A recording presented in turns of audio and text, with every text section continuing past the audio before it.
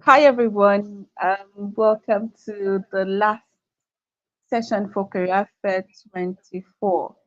It's really been interesting and an awesome learning time. We've been here yesterday, we've had speakers talk about finance, budgeting. I mean, the last speaker left us with the words that anyone who wants to build wealth does not have just one stream of income. We've learned about technology, we've learned about getting into the tech space and how you can also get employed, right? Assessing international opportunities. So now that you know that you don't need to do a lot of compromise to get that your dream international job, we're going to be looking at what you need to do when you're looking for a workspace. Because when you're working at a place, it's easier for you to be blind. You don't pay attention to things that are really important. You're not looking at, oh, what's the culture in this place? How do they behave? Am I supposed to be aware of something? You don't even pay attention to it, and you don't know how to find the right workplace. We don't even know what is appropriate. Sometimes what we shouldn't accommodate is something we begin to live with. And I'm glad we have OLUBAMIKE here. So she's that one HR you would want to go to. But today she's coming to us, and I'd like you to meet her before we start the session proper. So just in case you're joining us, you don't have to go back to read about her. We're bringing her to you. So please meet OLUBAMIKE FADIPE.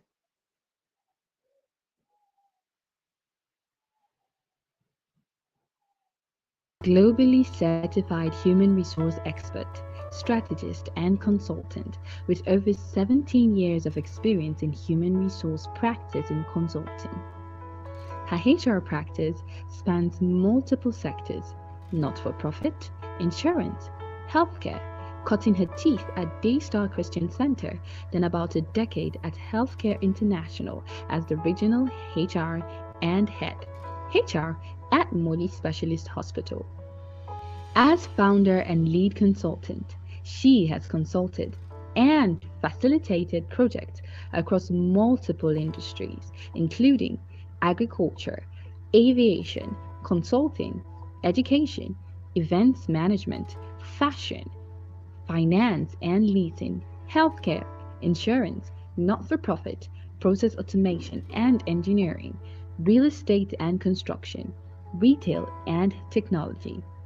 She is currently the lead consultant for iSenseVille Consult, an indigenous HR and consulting firm, helping growing businesses build effective systems and empower teams. She is a faculty member and a subject matter expert of Fifth Gear Plus Consulting. She holds her first degree from Obafemi Awolowo University, master's in managerial psychology from the University of Ibadan, and master's in business administration from Obafemi Awolowo University, an associate chartered Institute of Personal Management, senior certified professional. She has facilitated multiple trainings, workshops, strategy sessions, business transformation projects, organizational reengineering, business restructuring, process documentation, amongst others. She consults and advises business leaders, teams, and organizations. She is passionate about organizational effectiveness and growth, irrespective of the scale or size. She loves to sing, teach, write, and watch series. Awesome. So now that you've met Bamike, you know what to expect because she's worked with people from different industry. Any industry you're thinking of going into, she's worked there. Fashion, hospitality, event management, tech, anything, just name it. So why wouldn't you listen to her?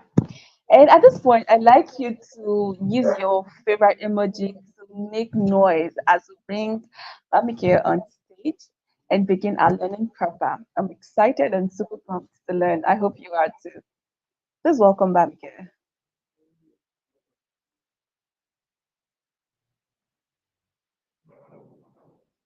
That's welcome. Is quite flattering, I must say. Thank you for that. Thank you for that intro. All right. Yeah. Drum rolls. Yeah, actually, I was asking myself, is this me? Who are It's they talking you. about? It's Yeah. you. All right. Thank you very much. It's such an awesome experience to be here. And thank you for the opportunity to do what I love doing, impacting younger generations, helping people in their career path, building empowered people, because only empowered people can build Empower. empowered organizations. Okay. Absolutely.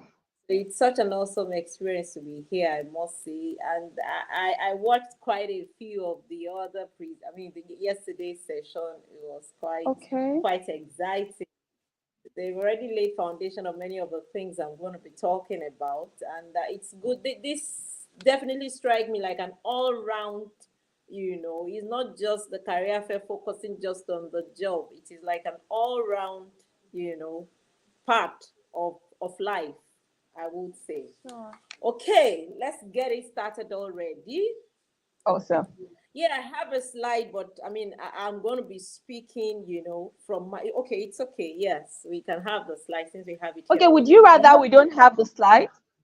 No, no, no, no. Let's have it so that people can connect with whatever I'm saying. Do you get? Okay, Yeah. that's awesome. Okay, so let's move on. You've already introduced me, so you can skip the next slide too. All right. So when we talk about workplace culture, many things come to mind. But I must tell you that the concept of culture is just put the same way we have life culture, we have our ethnic culture, we have national culture, we have family culture. It's the same way that culture is just put behind workplace. The same way we have family values that we all live by, we have a culture of where we come from, the country or the state of origin, or the city we choose to call as our own. We all have a different culture. The same way organizations have their culture. And it's important, you can go to the next slide. It's important to appreciate that it's not a highfalutin thing. It's just the way people live. It's way of life. You can skip this. Thank you. It's a way of life. It's a norm. Is those things we do consciously and unconsciously. Is our lifestyle. Is every part of daily living of every human in a particular organization. It can be curated, meaning that it can be intentionally done, and it can be done without even real unconsciously and subconsciously, without realizing that we're already building this culture. But whether we like it or not, what comes out of all our interaction, all the things we do, the different aspects of life is what we refer to as culture. Now I'm trying to build this foundation so that we can then we can then build on it, and we can begin to identify how do we relate or connect, how do we identify the workplace culture that is positive. But it's important we first lay this foundation. you know Now, it's the sum of all the behaviors, the attitudes, the norm, everything from how people speak to themselves, the informal communication, informal engagement, informal interaction in an organization is all part of culture. Whether people use email or not to communicate is all part of culture. Whether people just abuse themselves because they are trying to have a flow, they are trying to interact with themselves and just feel jolly, it's all part of culture. What is allowable within an organization is what we define or describe as a way of life, and indeed as a culture of the organization. A healthy workplace culture will always capture what is desirable for the organization, which is the intentional part, with the employee behaviors and what they want to achieve for the organization. Meaning, like I mentioned earlier on, even though they are subconscious parts to us, but it's important for a healthy workplace culture to be intentionally curated, not just leaving it to what people feel like doing or how they want to be, but intentionally building it up, ensuring that what each and every member of the organization is doing contribute to building what eventually becomes perceived as culture. And I must say at this point that oftentimes the desirable is usually far from the reality. And I'm sure a lot of us, I mean, a number of us may be able to attest to that based on the different places we've worked or the different, different stories we've heard. That many organizations have, when you see their policy documents or you see their culture code and you read through it, oh, you'll be so impressed. You'll be wow. But when you now see the reality, when you see the experiences of people in that place, when you see the different kinds of experiences they have based on the different kind of interaction and stories that people have to say, then you will realize that what is on paper is not matching with the reality that that exists in that said organization. So it's important to identify that's a fundamental part of every organization. Okay. So now to the next slide, you will see different, every organization, most organizations, at least most serious and structured organizations, they have what we call values, which is supposed to drive the culture they have, right? Some of these words may be familiar to you. You must have heard it at different times. Integrity, transparency, customer experience. You hear all sorts of phrases, all sorts of, descriptions. Oh, we wow our customers. You hear all sorts, empathy. You even have it on the wall, beautifully decorating their walls. When you enter into when you get to their reception, you see beautifully adorned plaques, with all these words, right? And the intention is that these words are supposed to jump from the wall or from wherever it is written or documented and just become reality in people's lives. Oftentimes, like I said earlier on, that is not so. As beautiful as all these words look and they sound, and the meaning they have seems quite interesting, it's oftentimes not so in many organizations. Right. Now, the famous Peter Drucker, senior management consultant, in fact, the father of management consulting, he says culture eats strategy for breakfast, meaning that no matter how good, how well done your strategy is, if you don't get culture right, you're lost. So the culture that you have or that you're building or that you are not building will make a mess of whatever strategy you have. So it's important for every well-meaning organization to actually have this, mapped out and intentional about it. While it's also important for every prospective employee to watch out for the culture of the organization you want to go into, because the work relationship is like a marriage relationship. Once you get in, it's as good as you're married to that organization and you're supposed to imbibe everything that is happening there. You don't want to be married to an organization that does not really match what you believe in, or that is not going to help you to thrive or to be the best you can ever be. Right, I'm going to be spewing some data, based on, from Harvard Business Review. Right. It's on positive organizational culture. And it says 20% of employees, 20% for most organizations who have been painstaking in building positive organizational culture will likely experience 20% increase in employee engagement and productivity. They will also are likely to experience 21% higher profitability, 40% lower employee turnover, 30% increase in revenue growth, 15% stock market performance if they are already on stock in the stock market, 30% increase in generating ideas, and 10 to 15% customer satisfaction. Do you know why this data seem to be so? Because when the environment is rich, when the environment is enabling, when the environment is healthy, it's going to make it easy for the staff to be at their best. And when they are at their best, what they will produce will definitely be top notch. And you may want to ask, Why culture? What's the big deal? I mean, it's possible you may just say, oh, this data is data. It's just data. And well, you can even say, oh, this data is not in Nigeria. It belongs to them in America. But guess what? This exact data may not be applicable exactly in Nigeria as well because the research wasn't done here.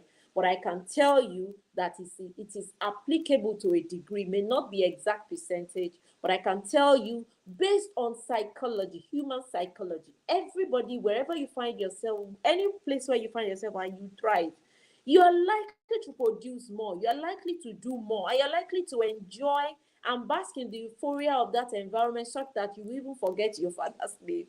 And I've been in an organization where I totally forget. I enjoyed it so much that I was giving my best and I was doing so much. And it was the seventh year that I realized that it would be a good idea to try another organization, because it was a good work environment for me, and I grew. While it's okay to stay in organization for long, it's also okay to make the move when you need to make the move. That is important. So we may want to ask, why culture? What's the big deal about culture? Why should we be bothered about culture? Because positive workplace culture will always create the enabling environment that a business needs and that each individual needs. Right. It will definitely attract talents.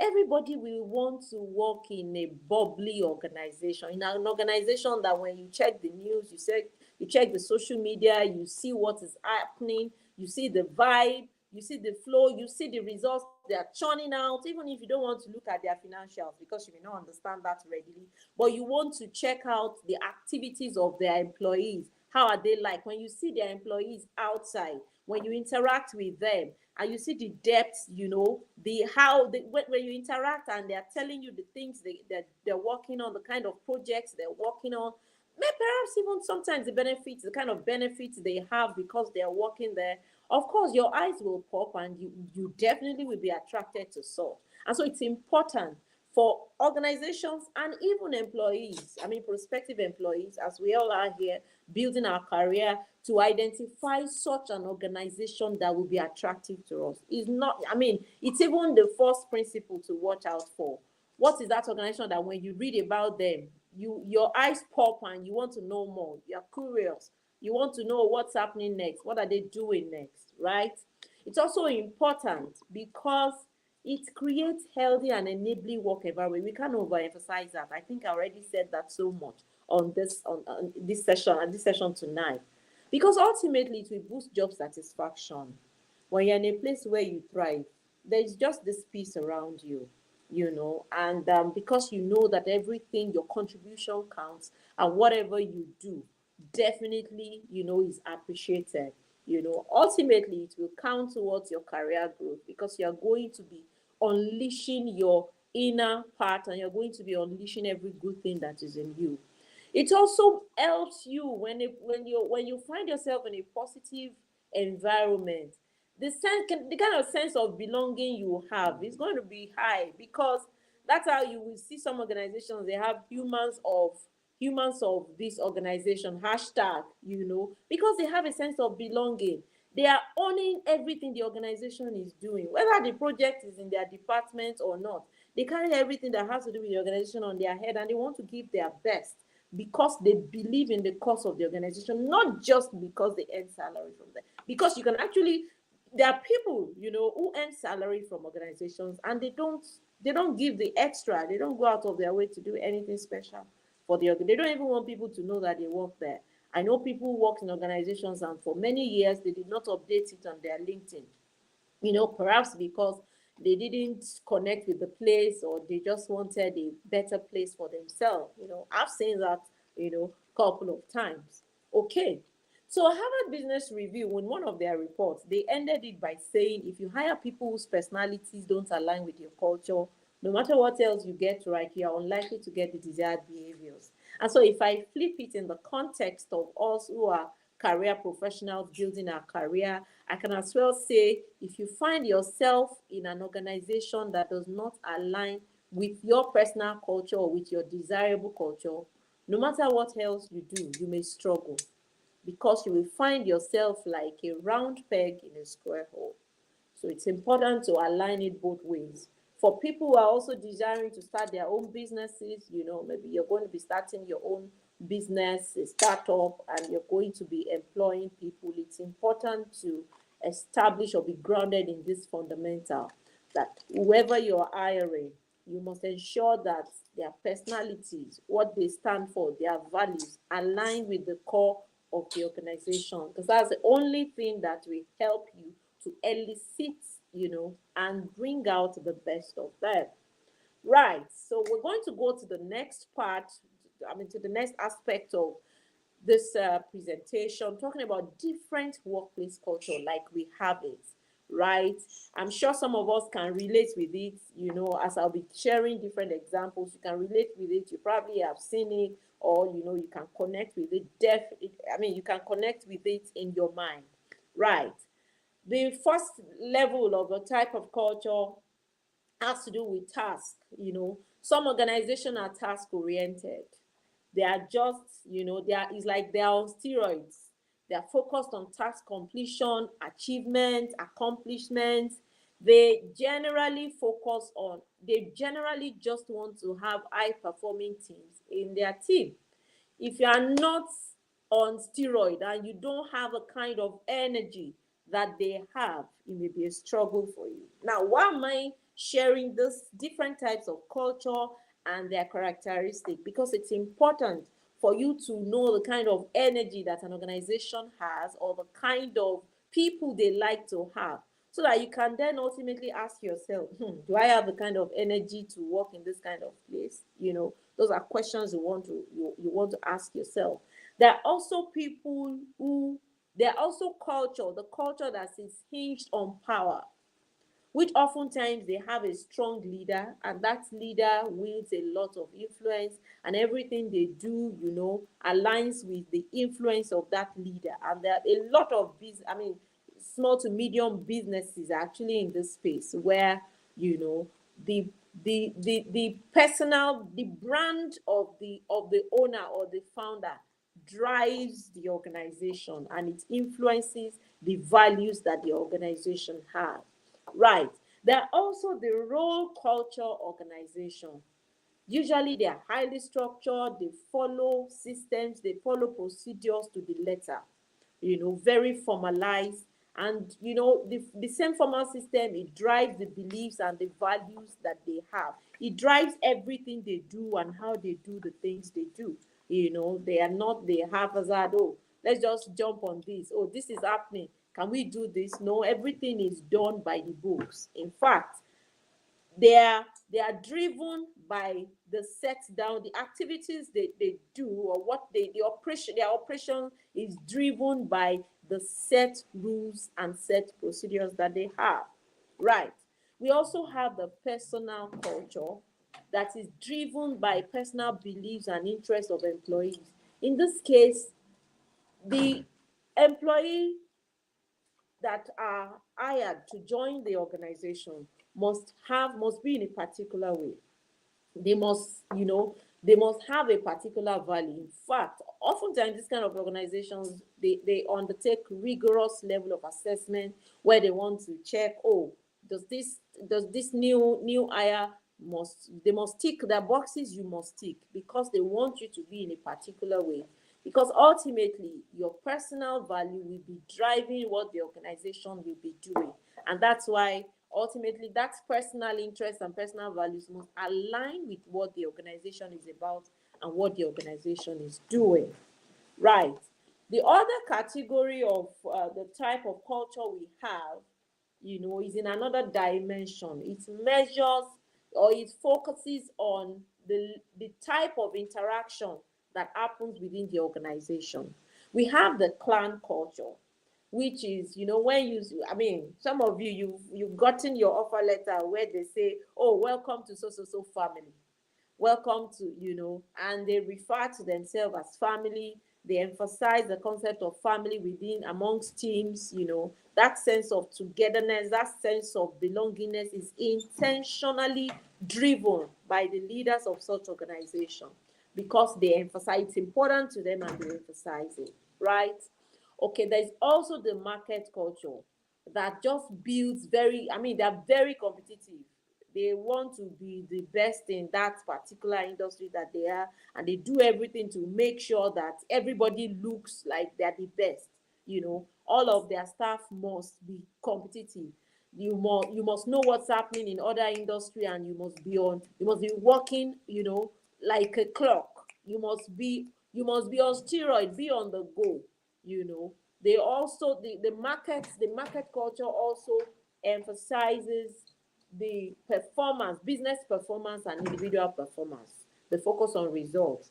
In this kind of environment, if you don't perform, you hear no result, no respect. I don't know if you've heard that before, but I mean that that's like the mantra, because it is your performance that makes you to be relevant in that particular organization.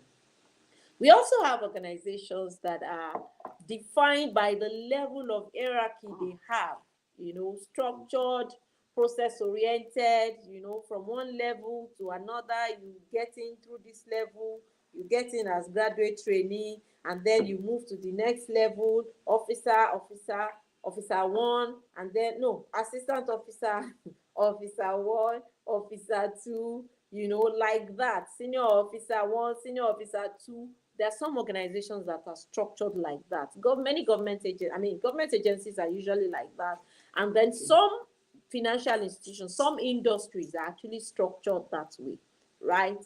And oftentimes, if you need to get into such an industry or such a sector, you want to look at their procedures, the number of years that it takes to move from the level you are entering in to the level that you desire to be. If you desire to be a director in such an organization, you want to look at, okay, if you're getting in at let's say officer 3 or senior officer 1, and then you're looking through the number of ranks that exist, you want to be able to calculate, okay, I mean, they usually also have procedure on promotion. Okay, and you want to calculate how many years will it take me to hit this director level. It's important. All those details, or all this, you being able to categorize the different organizations you have around you into these different categories, will help you to know the kind of organization you're going into. It will also help you to, be able to filter the different information about them, how they operate, especially as it relates to your own career, career desires and career goals. Right. So the last one is adocracy. They are generally hard rock. They run on, I mean, many startups fall in this category. They move fast. In fact, the word agile applies here. You have an idea. As you are having that idea, they are running. In fact, they are moving with it. If they're trying something, or they're working on a project, it's not working, they want to see, okay, what can we change? Because they are very flexible and adaptable. Now, if you compare that to the hierarchy, that is fixed in their ways, or they follow a particular procedure, or they follow a particular process, before you can change a thing in the hierarchical culture, before you can lift a finger to change a thing, the number of memos you will write, the number of procedures you must follow, the number of meetings you must have, because that's how the culture is. Now, in all of this culture, there is no wrong and right culture. I will say that. And I will say that, with every sense of responsibility. But it's important to decipher in how this runs, which one can I connect with? Which one do I think I would thrive in? Am I a very serious somebody? Oh, I don't like my personal life outside. I don't like people. Oh, I believe when I go to the workplace, I just go straight to work and then I come back home. I don't want anybody knowing where I live. I don't want anybody trying to get into me or trying to get into my space. Then the clan type of culture may not be for you. It's important be true to yourself and understand yourself, right? If you are the, oh, I take my time, I go at my pace, you may not thrive in the market culture, in the market focused culture, because they are on steroid. They may not have that time and patience to see you growing. They may be in a hurry. In fact, in 3 months, once your probation period clicks like this, they want you to be having like 80% performance. And if you're not having that, it may begin to impact on you because they may not find it funny. Some organization will even show you the way out. Some may be kind to give, the personal improvement plan. They may put a PIP in place for you so that, okay, you can build up yourself and sharpen yourself, But some, no results, no respect, like I said. So it's important that you understand this. Now, it's also important we know or we note that most organizations have more than one of these types of culture. So it's not like one organization is solely this and that's the only thing they are known for. So it is possible to have an organization that has the clan culture and at the same time market driven. Even though they have the clan culture, they are also market focused and market driven. It is also possible to have the market culture and have the adocracy, where, oh, we're focused on the market. In fact, that is what is making us to want to change things on the go. That is what is giving us the impetus to just have that speed. That, okay, anything that is not working, oh, we're changing it and we're moving on. Okay. So Harvard Business Review also captures this. Almost 90% of organizations worldwide can be categorized as having one or more of these culture types, in their organization. Right. Now, let's get to the main focus of this discussion. How do we identify positive work culture? I've given a couple of examples, while I was speaking to the different types of culture, how you need to identify yourself to see, okay, based on this type of culture, can I cope here? Can I thrive here? Will I thrive in this kind of place? The fundamental thing you first want to do is to have a lens for a culture, right? To have a lens through which you view all that is happening within an organization. And you may want to explore different, I'm going to highlight the different lens that you can use to view your prospective employer or the organization you want to find yourself in. There is a part of peer-to-peer review. You want to ask You want to ask them questions. You want to know how the organization works, how it runs. You can even benefit from referrals from such if it's a desirable place for you. When they have an open vacancy and you have somebody in-house, you may want to ask questions to know, because the fact that you have a very good friend in an organization does not just mean automatically such an organization is good for you. So you need to do your own review. You need to do your own assessment to see that fit. So it's good. Peer-to-peer review is one good way to find out about an organization. You also may want to network. And if you're targeting an organization and you really want to keep explore opportunities to network, maybe they're having a workshop, they're having a conference, you may want to position yourself to get into some part of their door to see how they are in such a conference or workshop. You will see how their staff, how their teams, how they interact. You see how they flow, and that may tell you a lot about the kind of organization they are or how they really are, aside from what you see on social media. Right. You may also want to check out their customer reviews. Perhaps you are wondering, what has customer review gotten to do? What has it got to do with me as a prospective employee? It has a lot to do, because they are not going to treat you better if their customers are disgruntled. More often than not, I can tell you categorically that disgruntled customers, especially if the population of disgruntled customers, if it's large, something is happening that is deeper than just a transaction error.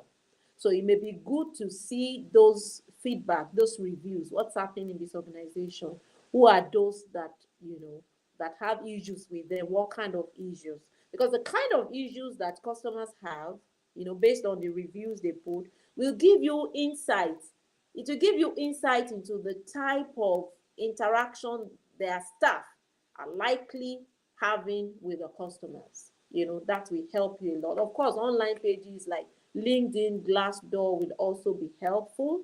They will give you a lot. You want to know about an organization, just type the organization name in LinkedIn and check all the employees under the organization, so you can profile them, you can check them out and see who they are, how they are.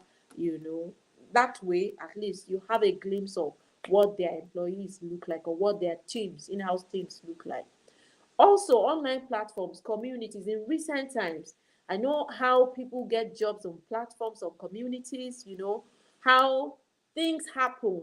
Something is happening in an industry, and there's an issue in a particular industry, and people are discussing it on the platforms. And so you have a first-hand information on what is happening across different organizations, or even in a particular organization, because you belong to a particular community.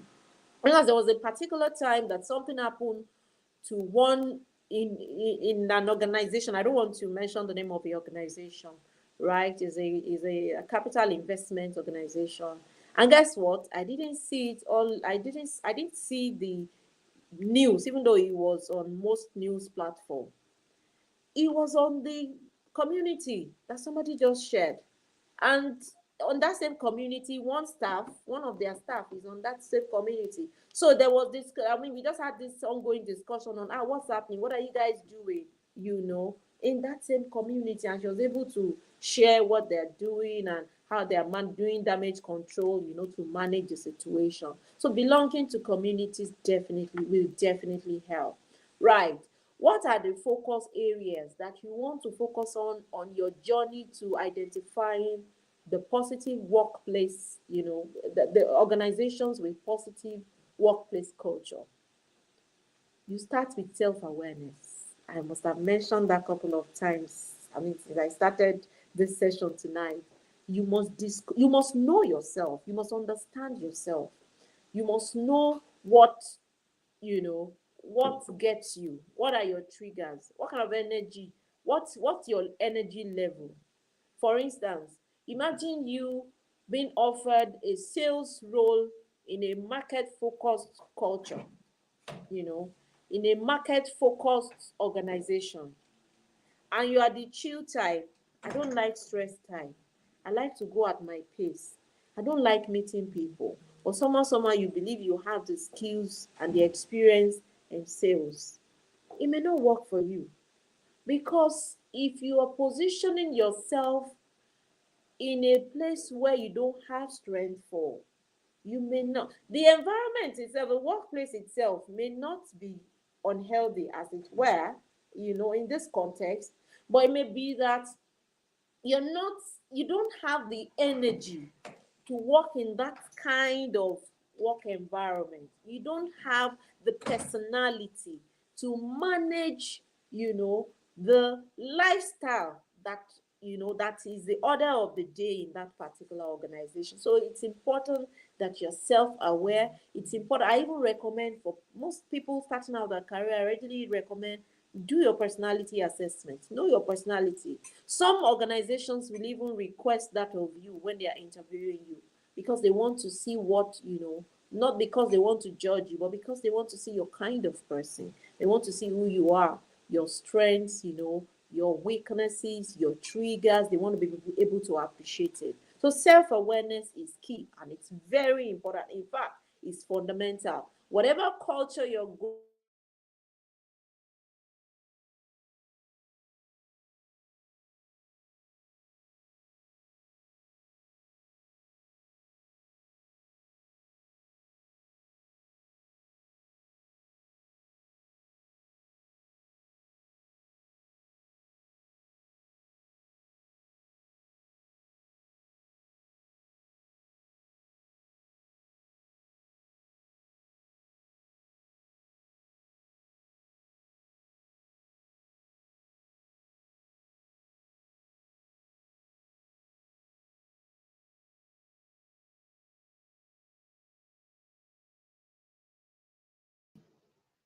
So I as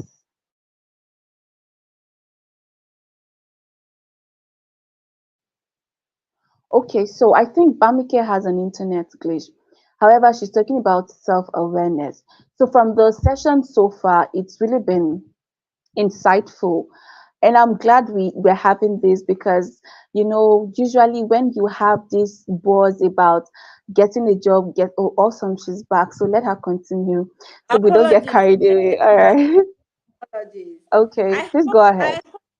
I I hope this is, I mean, I hope we're connecting with this and we find all this that I'm sharing helpful. I just want to be sure that, Yes, very, very okay, helpful. Very awesome, helpful. awesome, awesome. Okay, so we have the second focus area is the career path, right? Is a career path. What is my ambition? You want to ask yourself, what do I want to be? Where am I going? What do I want?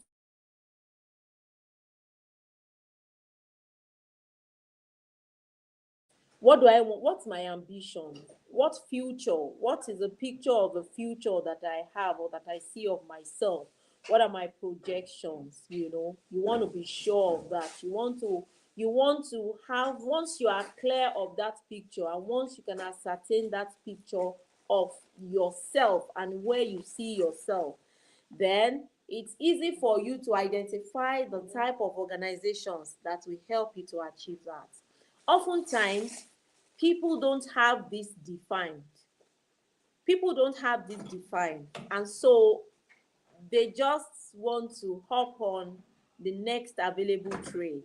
And while that is not bad in itself, because I tell people, when you're a career starter, you're just starting out in your career, I tell you that it's not out of place for you to start with the available. It's not out of place for you to start, if the desirable has not come.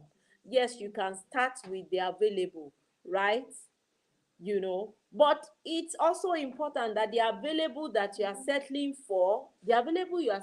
for must be that which helps you to track your next move, you know, that aligns with your ambition and that aligns with your future, the picture of a future that you see and what you project yourself to be. Right. The next focus area is actually your opportunities, right? Because you also don't want to limit yourself. I already mentioned that you want to focus on what is available. You must be able to define that for yourself. What's available? What's desirable? What is my capacity? What are my chances? Right? Because oftentimes I've seen, yes, I tell people shoot your shot, don't limit yourself, don't allow imposter syndrome. But at the same time, many times people have not done their own work to really see, okay, what opportunities do I have? I mean, I'm a recruiter, I recruit for other organizations, and oftentimes I meet people with so much potential, but they've not done their own work because they've not built themselves up. They've not built capacity. They've not even build themselves to position themselves, even if they don't have that level of capacity yet, they have not positioned themselves to embrace whatever opportunity is going to come their way. You find young people who they don't have a job yet, they are applying, they will tell you that they've been applying. And so what have you been doing? Nothing. How can that be nothing? There has to be something you're doing. A training, that LinkedIn learning has a gamut of things you can learn on whatever aspect that you want to, and it's no waste. It counts for something. It's important to be able to identify this, to break down, to categorize the opportunities you have, know what is available to you, what are the low hanging fruits for you, what is desirable. And now, between available and desirable, you want to be able to bridge the gap. So you ask yourself, what do I need to do from where I am right now and based on what is available to me? What do I need to do to build myself or to make myself attractive to that desirable employer? It's important to get that done. It's important to know what will do that magic and what will help you to bridge that gap. You also want to look at your capacity based on where you are currently. What are the things you can do? What are the kind of jobs that you readily can attract because of where you are. And then you want to say, okay, you may need to challenge yourself to build capacity. So how do you do that? You need opportunities to be able to do all this. And what are your chances? And these chances connect with your location. Where are you?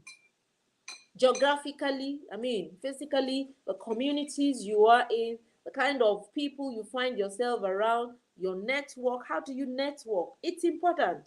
In fact, I have seen people who got jobs just by somebody posting who got opportunities, not necessarily job now. I mean, there are projects that come up in such a platform, and somebody is saying, oh, I have this, I can do this. Somebody is asking, oh, if you have this, I have somebody who needs this particular role, but I don't want anybody to be sending CVs to me. I just need, if you have a referral, send to me. That happens a lot. Now, it's based on the community you find yourself, or now you don't find yourself in recent time. You target yourself and you position yourself in the kind of community that you need to be. Some communities you need to pay. Some communities you need to work your way into belonging to such communities, so that the opportunities that they have there, you can benefit from them. All right. Now, let's talk about the reality of our career trajectory. Yes, there are workplace culture that is healthy, that is desirable, that we all want to see. Oh, we want to have good bosses, we want to have good team members, inspiring leaders in our places of work. That's what is desirable. But I can tell you categorically, I work with a lot of organizations across different industries. There's no perfect organization. In fact, look at what's the vibe you are seeing based on what they put on their values, their mission. Look at it. When you check on that, you interact further, you dig deeper, you will find one part that is not so nice. So it's usually a mixture. It's a mixture of great and not so nice, right? So understand that there's no perfect organization. It does not exist. It exists only in our minds. And that's why it's important we all know what we desire, so that which you desire will help you to begin to work towards it and to position yourself for that which you desire. Right. So your career trajectory is usually not a linear pathway. Sometimes I tell people, if you're lucky to have worked in an organization where you have a great leader as a boss, it's a privilege. Because even in organizations that seemingly have healthy work environments, sometimes you just have one person or one element or one personality who just constitutes like a principality or an authority. The organization in itself is great, but you just have that one person who is positioned somewhere, who is just like a pain in someone's neck. Do you get? And that happens. And does that make such an organization, unhealthy? No, it doesn't, really. But guess what? Your interaction with that person may have to be a learning experience. And if it gets tougher, because sometimes it can, some bosses are actually not great at all. Some bosses are actually very toxic, right? I can tell you that, right? But the how you navigate your interaction with such a difficult person is also one of the things that amounts to work experience for you, right? It's the real value of your work experience is in how you thrive in the different situations, in the different kind of interaction, because people are not all the same. Some leaders are great, they act like, they make you feel like, oh, they're your mommy, they're your daddy. Some leaders are not like that. Some people just like their life, they like their space. Yes, they want you to be great, they want you to be good. If you go to them for help, they will help you, but they're not going out of their way because they just feel, oh, this is my space. And guess what? The people who eventually become leaders are like you. They are their own person walking through the career path, and then somehow they got to that position. So I always like to say this. It's not about that person on that position. It is about you choosing every experience you have. Choose who you want to become. From every interaction you have, choose who you want to become. It should help you to keep redefining yourself, not fighting back. No, There's no wisdom in fighting back. There's no wisdom in fighting your boss. There's no wisdom in fighting or um getting, what's the word, a negative vibe towards a team member that is not so great. You just need to learn how to navigate such a relationship and still make the best of it while at it. Now, because now this is bringing me to this particular this slide, culture and people. Culture is promoted by people. It doesn't drop from heaven. And is not only in leaders. It's not the leaders that build the culture. Culture is built and promoted by everybody in the organization, from top to bottom, from the MD to the security man. It is a cumulative of everything everybody does. So you can't exonerate. Oh, you can't say, oh, because the bosses alone, the leaders alone. No, they are the ones who are toxic. Oftentimes, that toxicity that you see in organizations that are toxic is passed down from one generation to another. And somebody is not choosing to stop that toxicity. And guess what? Sometimes people have been conditioned. They will tell themselves, oh, it's the boss that is toxic. Let them get into that position. Then you realize that you really have some inside you. Until you get to a position of authority where you are calling the shots, where you have people doing mama to you, where you have people looking up to you. That's when you will really know how you really are. That's when you will know what you're made of. That's when you will know the character and the potential you have inside you. So don't judge first. It's easy to judge the leaders that you report to today, right? But guess what? Someday people are going to judge you. And that's why it's important that even if you find yourself in a position or in a situation or in a workplace that is not so great, do your best not to be infected by that toxicity. If it's too toxic, find your way out. I'm not saying resign immediately. I won't tell you that.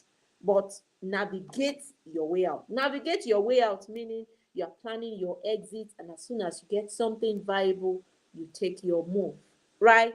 But it's important to know that culture is promoted by humans, by people, and it shows up in all the things we do, and it's in everybody.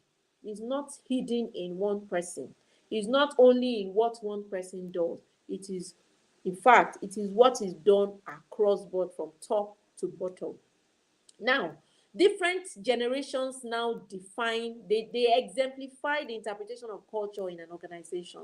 When you find the bosses, oh, you think they are toxic, check the middle supervisor, and you see what they are doing at their own level too. And check the team members, the subordinates too, the people who report to other people. You will think that they are the ones complaining about, other people. But guess what? Even to their own team members, sometimes it is dog eat dog.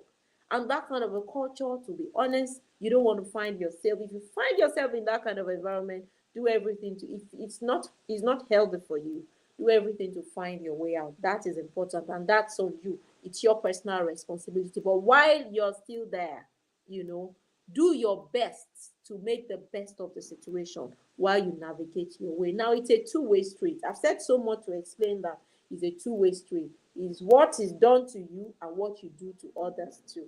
So it doesn't rest only on one person. Now, let me share these helpful tips. I must have mentioned one or two of them in the course of my presentation tonight. Available versus desirable. I already explained that. If you find an available job, it's okay to embrace it, but watch out for the kind of available that you have. And build the gap towards where you are right now. Make sure you build the gap to attract and get into what is desirable. Right. Navigate. The word navigate, if you've not been using it before, try to add it to your dictionary. Anywhere you find yourself, how do you navigate that situation? How do you manage the relationships around you, the interactions around you, the kind of people you have to deal with? How do you manage them? Right. It's also important to stay hungry, such that you are not confined to where you find yourself or where your available is. You are building yourself up for the large capacity that you want to have. So you're not limiting yourself in any way. See, people always move around, right? The world has become a global village. Don't think, oh, what somebody did here or what I did here is forgotten. as you move on to another place. Somebody who knew you from where you're coming from is coming after you. So whatever you do, make it a point of duty to live your best and to do your best everywhere you find yourself. And also, I like to say this: I've seen people in an attempt to manage a toxic workplace. You want to leave an environment and you think, oh, they are too toxic there, and then you make a noise, you bang the door, and you walk out. Guess what? If you decide to relocate to Canada, and that organization is on your LinkedIn page, and that organization is one of the ones you have put on your as work experience, and you have banged the door, how will you find your way back? I mean, think about it and answer the question. Never shut on a door on your way out. No matter how difficult it is, no matter how tough, do everything to live on a good note. I've had, I have a couple of young people I coach. I've had instances where I've had to advise, see, leave giving a check of your 1 month notice. Yes, I'm an HR professional. I don't encourage that. And this person is an HR professional. But in that instance, the same decision she needed to do so that she won't step on toes, so that she won't, there won't be like a snowball situation, was just for her to leave with immediate effect. And she did that.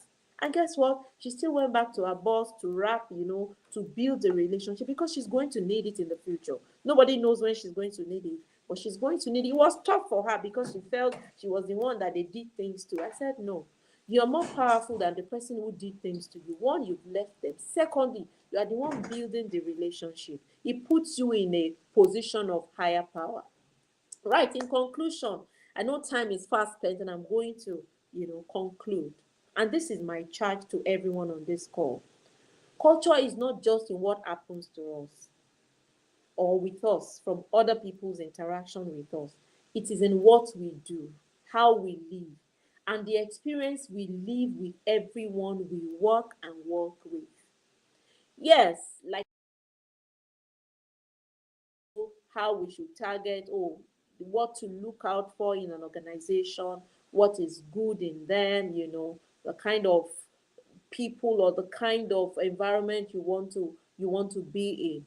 But very importantly, anywhere you find yourself, create a bubble of your own positive culture that aligns with that organization, at least that does not negate it, right? Create your own bubble of culture that is positive. The best and most positive culture is actually your personal culture. It's either the personal culture that you have in you or that you imbibe from the organization. But ultimately, it is what you call personal that becomes sustainable for you. And it transcends organizational culture. It transcends you being in that organization. There are organizations that people leave and the community they have. I have such an organization where we call ourselves ex-staff. We have a community and we call ourselves ex-staff of this particular organization because we just have that sense of belonging.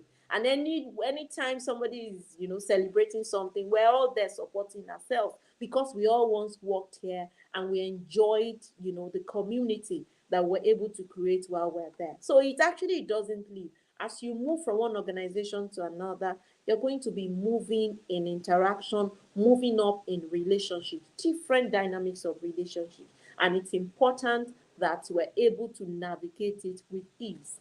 And so my final word tonight is, let us all be the leaders we wish we had. Right? And I'll say that again. Let us all be the leaders we wish we had. If you have a boss that is not so, that is so difficult to work with, don't don't contact the negativity.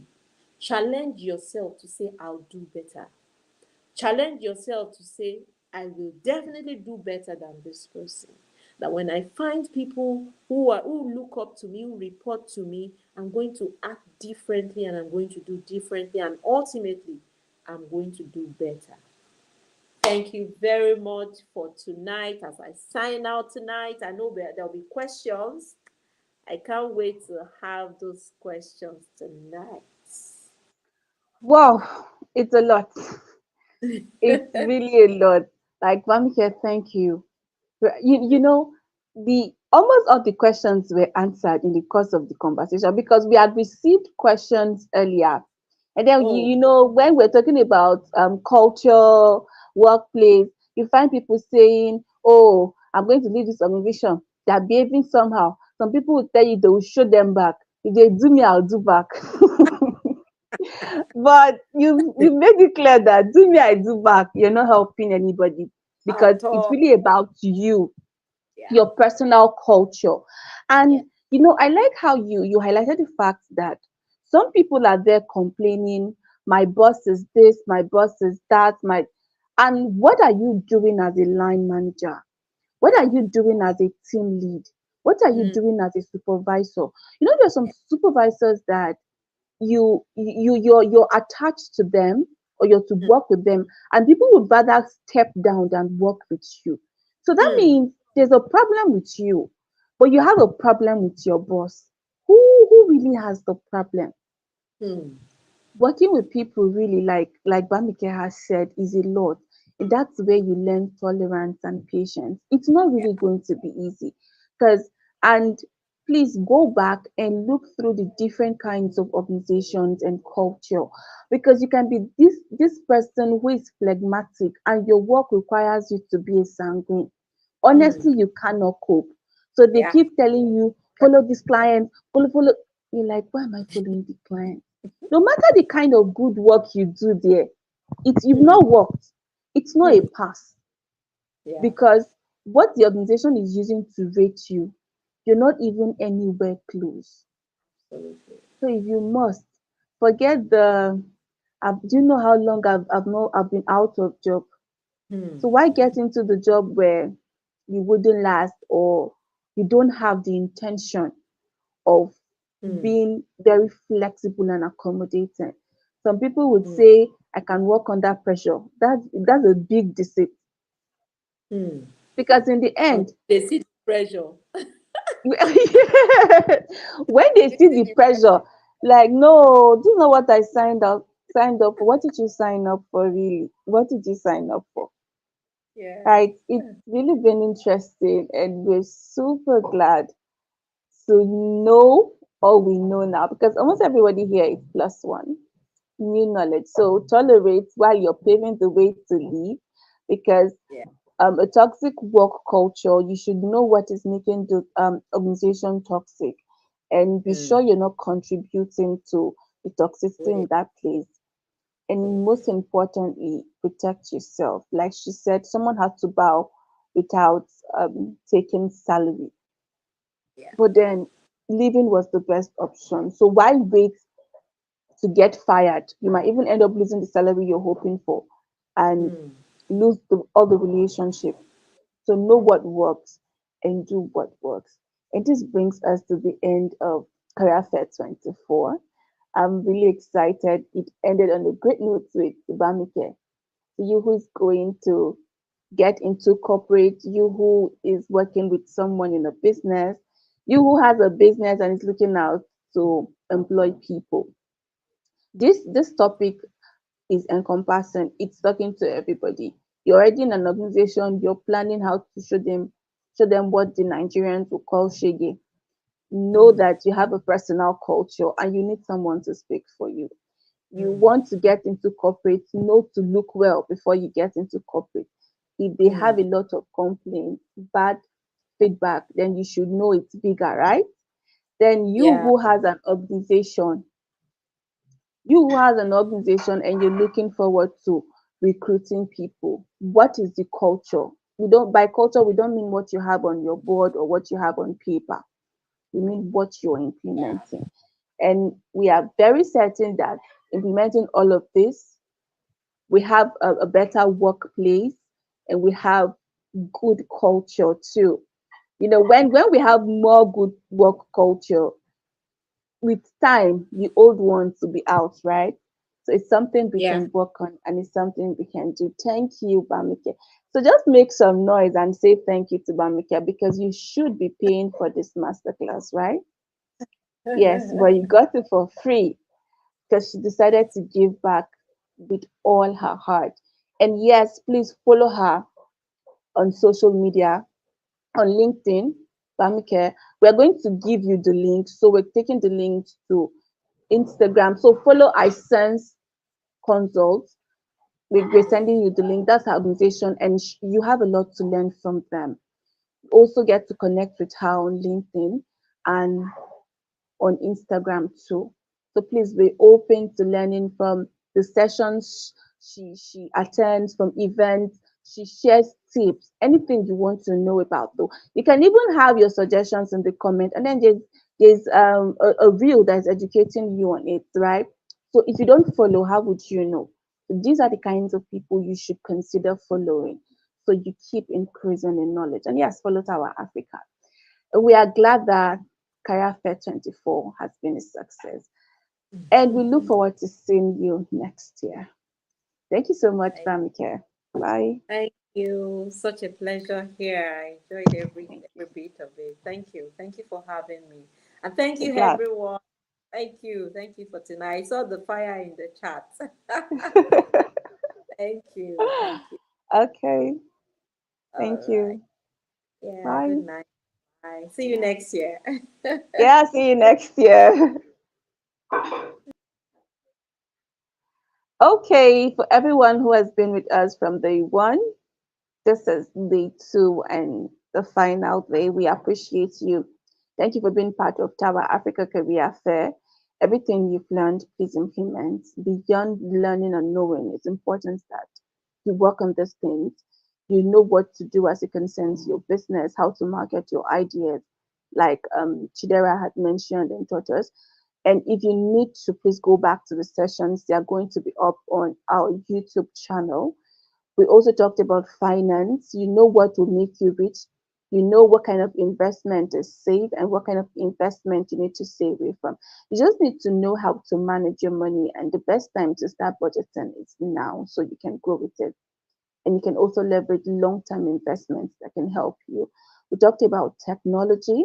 We talked about how to get into global market and get into global companies, getting international jobs. You don't want to be that person who is only Japa focused, that you get to the abroad, anywhere it is for you, UK, London, US, anywhere, and you're struggling to get a job, or you're working where you know you're way bigger than. You don't want to be that caregiver when you should be an engineer.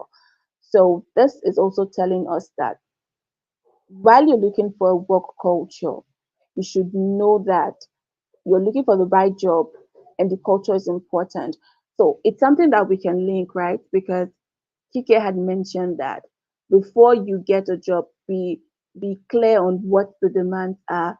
So they don't just sponsor your visa and then you get there and they're asking you to do a lot of things that you cannot even complain about, even if they're not sitting well with you. And that talks about culture too, like Bamkia is saying. So know these things, know what works, know what doesn't work for your personality, for who you are, and for where you see yourself. And until we see you next year, we're looking forward to your testimonials, your feedback, and to your success. Thank you for joining Career Fair 24. I am Onyinye Lawful, founder at Tower Africa. And yes, we are cheering you on because we are certain you're going to be successful and you're already on the right path.